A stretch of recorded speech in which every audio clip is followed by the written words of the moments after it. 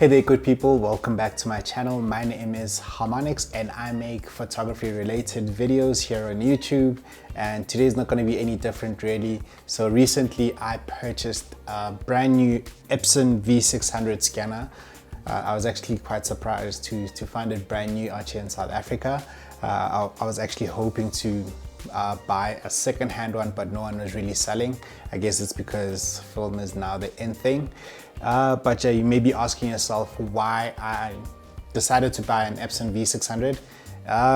Really, it was readily available for one, and number two, I really needed to up my scan game because I wasn't really happy with the scans that I was getting previously.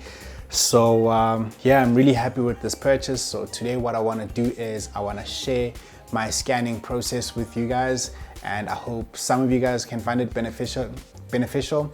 And if you guys see something that is wrong or out of the ordinary, please just hit me in the comment section and let me know what I'm doing wrong or what I could be improving on. And yeah, so today we're gonna be scanning some 35mm negative, film negatives, which is this stuff right here.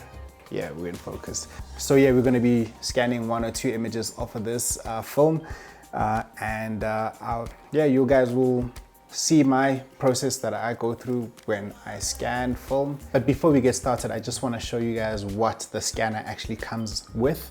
It's the actual scanner. Also get film holders, which is for the 35mm. You get this film holder right here.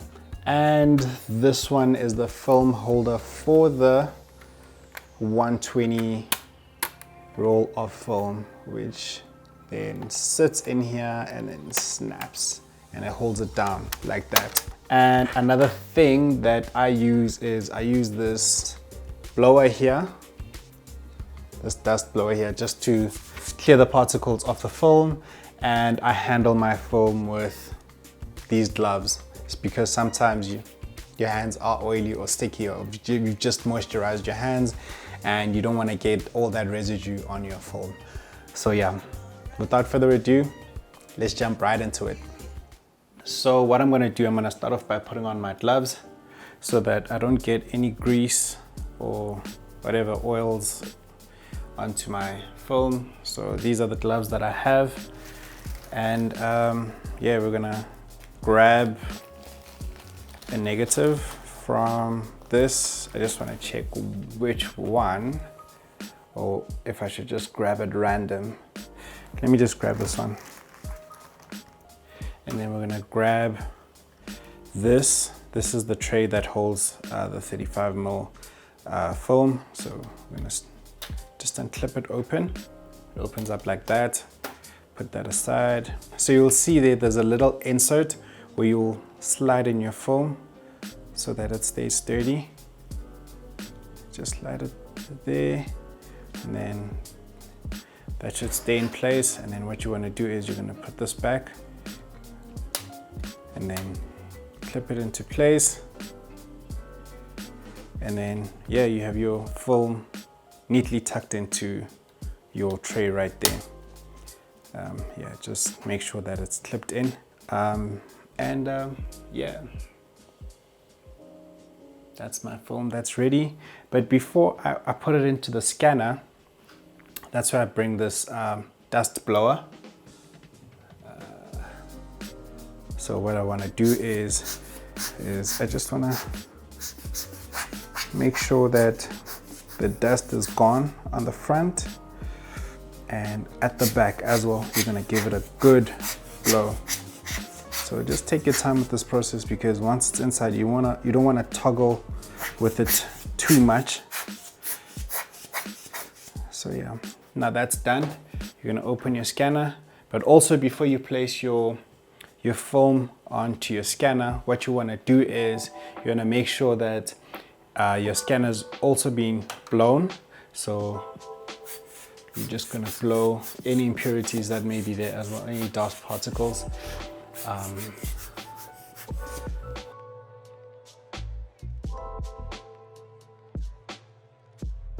You're going to place your film, and then you're going to be done, and then you close it. So what you want to do is you want to first open up your Epson Scan 2 application on your computer, and make sure that your Epson scanner is plugged into your computer, obviously. And yeah, then we can get started. But the first thing that we need to do is just check that our settings are what you want them to be. So firstly, I know on document source right over here, we're going to use the transparency unit, and then document type, we're going to go for color positive film. When you open up the drop down icon there, you will see that you have color negative film and black and white negative film. So when you use black and white film, you will select the black and white negative film. So yeah, and on image type, I have it at 48-bit color, and the DPI that I've chosen is 3200 DPI, and my scanning quality is on high. And yeah, I haven't really touched on color management. I've left it as it is. And then image format, I've selected TIFF. You can select JPEG, PNG, but I've selected TIFF. The file name, you can select whatever file name that you want. So you can go to settings, and let's say for this one, we'll call it YouTube scan. You can go to OK, click OK, and then the folder, we're going to select a folder that we wanted to go to. So we're going to go to pictures, new folder, and then we're going to call it YouTube scan, and then create that, and all the scans that we do now are going to go into this folder. So we're going to say choose, close it, and then from there we can go to preview scan, and then there's your preview, and there's your negatives right there. So the first thing that I will do here is I will select the image that I want. So I'm going to select this one here of the car. So what I normally do is I normally just go a little bit outside the borders. Let's scan this first image. Let me just make sure that, yeah, I haven't gone into the image. So I'm going to select scan.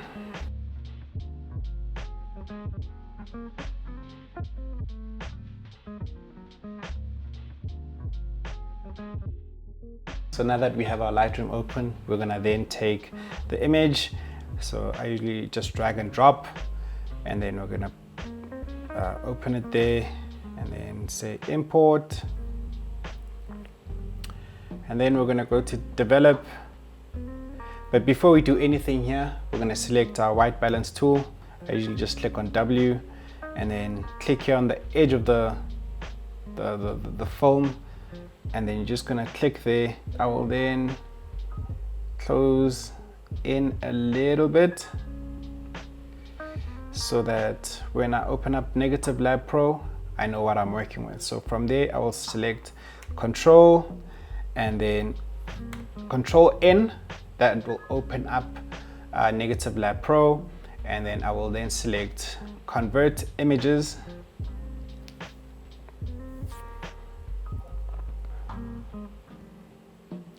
So yeah, that's the image that we get after converting our image. It's not the sharpest image, so I don't know why I chose this one, but anyway, I see I have a preset. So before I do anything, I'm just gonna reset everything so that you see the film for what it is.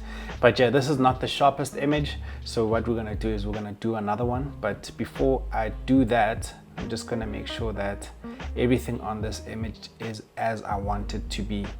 So that's it. So that's the image straight out. But what you can do is you can always toggle with the white balance as well, just to make sure that it's as you want it to be. I find that there is a bit of lag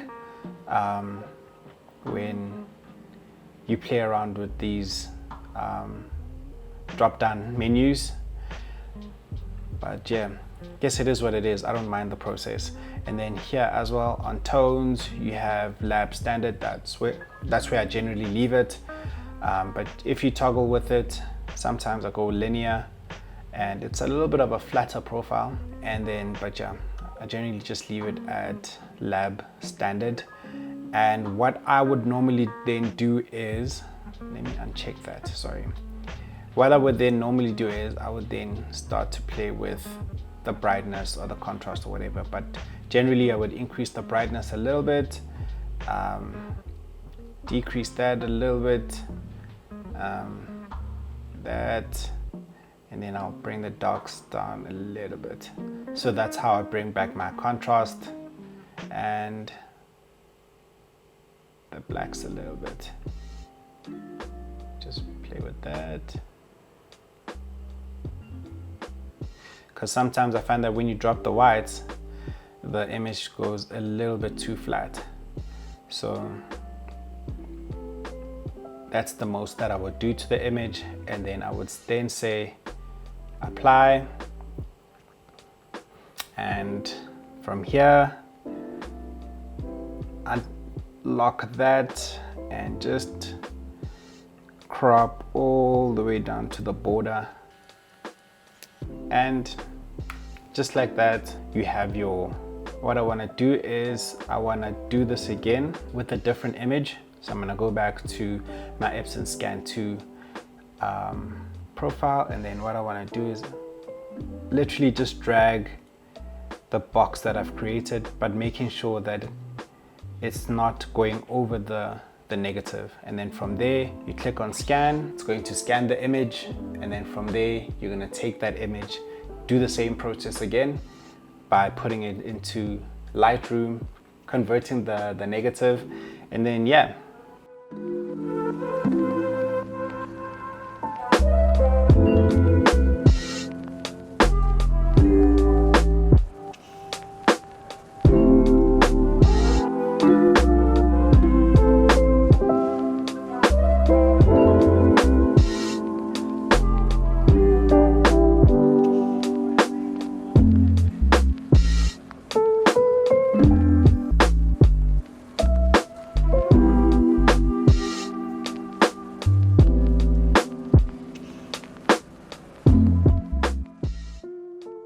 Now you have your image, but you'll notice if you want to toggle the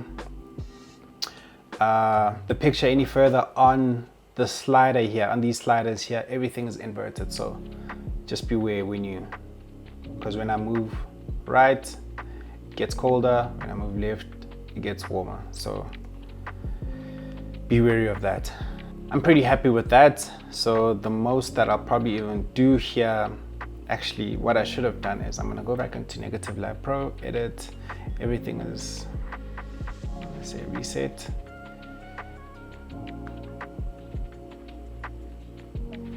Bring down contrast a little bit, highlights up, darks, blacks, whites up a little bit. So what you can also do is, I forgot to show you this, is that you can create a copy, a TIFF, and then you can say add in a subfolder. I prefer adding in a subfolder, and then you click on apply. So now you're gonna have 2 copies of the same image, but I know sometimes your image is not as sharp as you would like it to be. And okay, so now that I've created a positive copy of the actual scan, is now I will select the, and then from here then you can select it, and if it's not as sharp as you want, you can play around with the sharpness there, however you feel is enough for you. Again, this is all personal preference. It's just that when you get yourself an Epson scanner, you give yourself the freedom to scan your images the way you want them to look. Now your sliders are operating like they normally would. So if you want to cool down the image, you can slide left, and then if you want to brighten your image, you can slide right a bit. So what I like about working off this kind of TIFF is the fact that the files are big enough for you to edit the way you want them to edit. So yeah, this is my scanning process. These are the images that I have scanned for you. So this is the positive image and this is the negative image. You will see when that's the negative image, and then that's also the first image that I went with. Unfortunately, it's not the sharpest image, so there's no fixing that. I just shot it badly. But yeah, I'm very happy with how they came out. I love the warmth of Portra 800, just like I mentioned in my previous video. But before I close off, I'm just gonna put up on the screen some of the images that I've also scanned previously so that you guys can see that. Just remember while you're watching the images to hit the subscribe button if you're not a subscriber, and hit the like button if you're enjoying this content.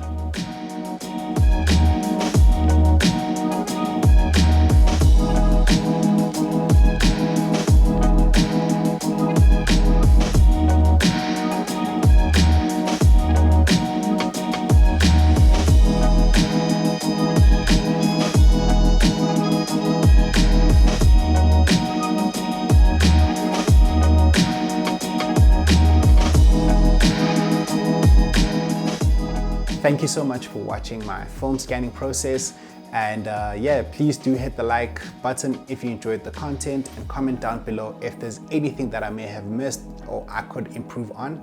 I know I'm not a pro at this. I recently just got the scanner, so I am still kind of getting my way of it. Maybe I should call this video an amateur's way of scanning film. I don't know, but yeah, let me know if you enjoyed this content, and I look forward to seeing you guys in the next video. This is Harmonix signing out, and peace.